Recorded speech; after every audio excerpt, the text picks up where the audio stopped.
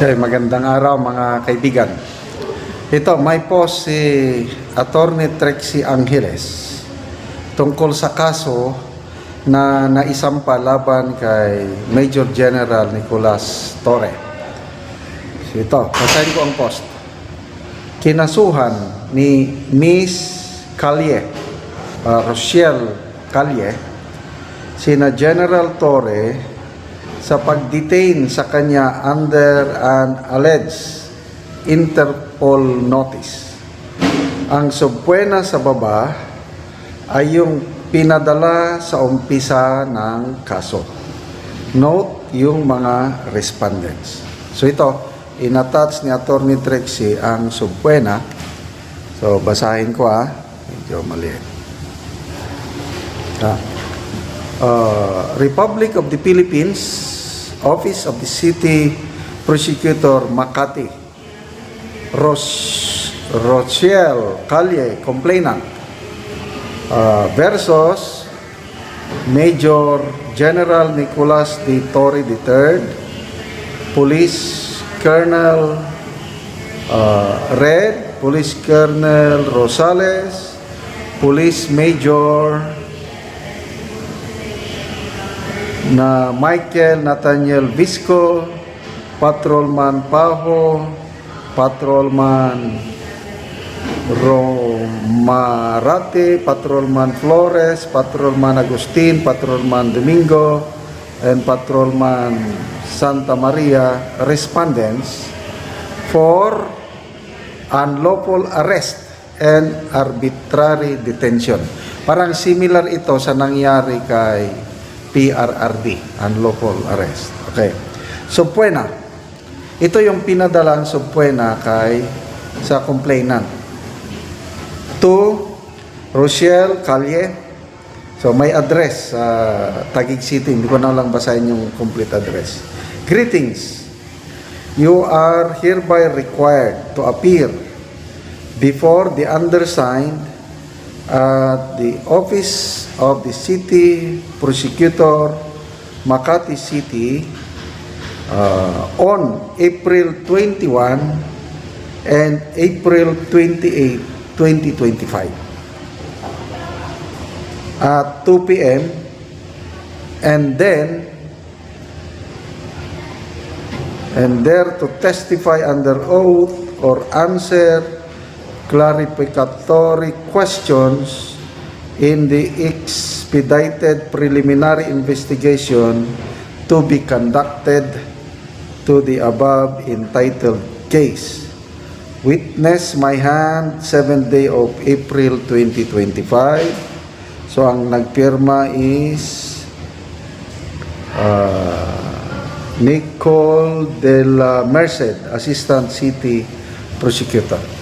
So, ito, ordinary civilian lang ito.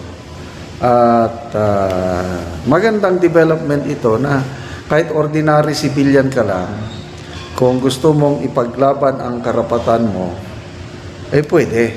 Kasi, buhay na buhay ang justice system sa ating bansa.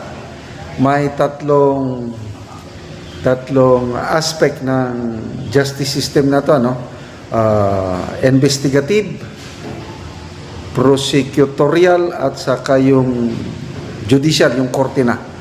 So, investigative, yun, itong mga police, NBI, nag-investigate. Tapos, kung ka na, sampa, i-prosecute na. So, fiscal's office. Kung may nakita ng fiscal na probable cause, isasampa sa korte, at ito na, didinggin na ng korte. So, to me, buhay na buhay ang judicial system sa Pilipinas. Kaya, again, discuss lang natin ng kaunti, yung kay PRRD, na sa halos lahat ng mga nakakausap ako, magtanong ako anong masasabi nila kay PRRD, dapat dito sana sinampan ng kaso at dito itry o usigin. Yung sinasabi nila na walang hustisya, kung siya, hindi naman siya nakaupo. Nung panahon niya, yes, dahil immune pa siya, wala na. 3 years na siyang hindi presidente. E di sampahan ng kaso ngayon dito. Bakit doon pa sa ICC? Anyway, balik tayo dito sa kaso. Unlawful arrest and arbitrary detention dahil daw sa Interpol, ano ba ito? Interpol notice. So, yun yung post na Interpol notice. So, lumalabas na nung una, inaresto, na-detain at nakalabas. Nung nakalabas na itong complainant, doon na, nag-file na ng complaint sa piskalya. So, again, lesson learned from this, kahit ordinary civilians lang kayo, huwag kayong matakot.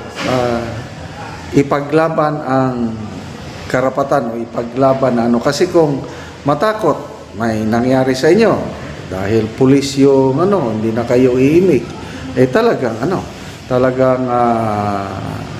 kawawa ang yung karapatan nyo, mabaliwala. Magtiwala lang. Sa tingin ko, ito is parang may kaya kasi yung niya is Rochelle Calle. So parang may kaya din sa buhay sa tingin ko ito. Kasi bakit Interpol ang alleged Interpol notice. So ibig sabihin hindi ordinaryong siya dahil ang Interpol nag-coordinate sa Pilipinas. So PNP nakipag-cooperate kaya inaresto siya. So lumalabas nung naaresto na siya, I don't know kung anong nangyari. Baka kulang sa ebidensya o kulang, there's some, pinalabas din siya. Kasi kung mabigat pa ang kaso, sana i-turn over na ng CIDG ang complainant na ito doon sa Interpol. Ay hindi, pinalabas pa rin. So, anong ibig sabihin? Kulang. O there is something missing kaya pinalabas siya. O ngayon, dahil pinalabas siya, nagsampa siya ng kaso ngayon. Yun po ang update. So, kanina, sa press conference ni Senator Amy, nirecommend niya na sampahan ng kaso ang mga na-involved sa pag-aresto kay PRRD. Ganito rin, unlawful arrest and arbitrary detention sina General Marbel Entore, Secretary Boyeng Rimulya, Secretary John Vic Rimulya at Ambassador Marcos Lacanilao. Sana may patutunguhan itong aksyon na ito ni Senator Amy Marcos. Okay, salamat mga kaibigan sa inyong pagsubaybay sa ating channel.